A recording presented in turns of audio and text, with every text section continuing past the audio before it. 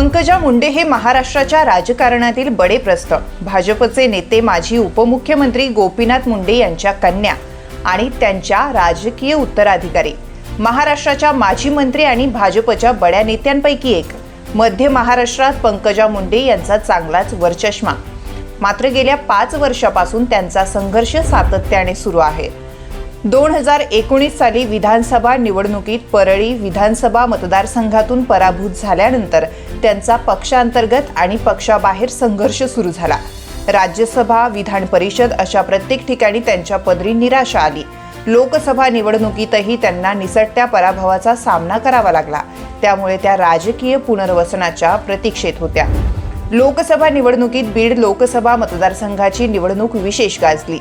जातीय ध्रुवीकरणात शरद पवार गटाचे बजरंग सोनवणे अवघ्या 6,500 मतांनी निवडून आले आणि पंकजा मुंडे यांचा पराभव झाला.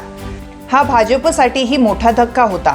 या पराभवामुळे पंकजा मुंडे समर्थकात मोठी नाराजी पसरली.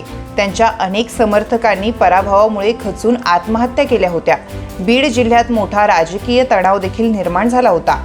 पंकजा मुंडे यांचं राजकीय पुनर्वसन करावं अशी आग्रही मागणी त्यांच्या समर्थकांकडून करण्यात येत होती. महाराष्ट्र विधान परिषदेच्या निवडणुकीचे निकाल काल लागलेत. महायुतीने महाविकास आघाडीला धक्का देत तब्बल 9 उमेदवार निवडून आणलेत.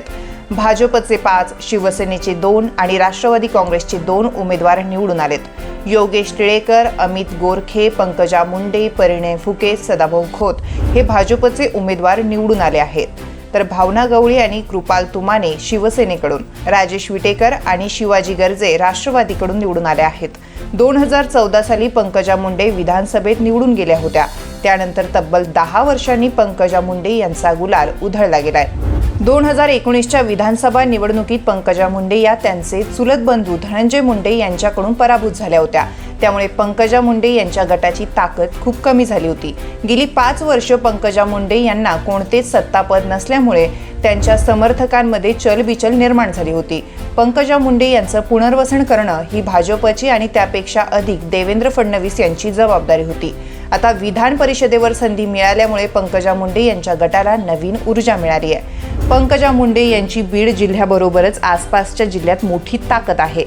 ओबीसी समाज, विशेषतः या परिसरात मोठ्या संख्येने असणारा वंजारी समाज हा पंकजा मुंडे यांचा पाठीराखा मानला जातो. लगतच्या 10-15 आमदारांना निवडून आणण्याची निर्णायक ताकद पंकजा मुंडे यांच्याकडे आहे. महाराष्ट्रात सध्याची राजकीय परिस्थिती पाहता भाजपसाठी बेरजेचं राजकारण अधिक महत्त्वाचं आहे. त्यामुळे अधिकाधिक नेत्यांना ताकद देणं भाजपसाठी गरजेचं आहे.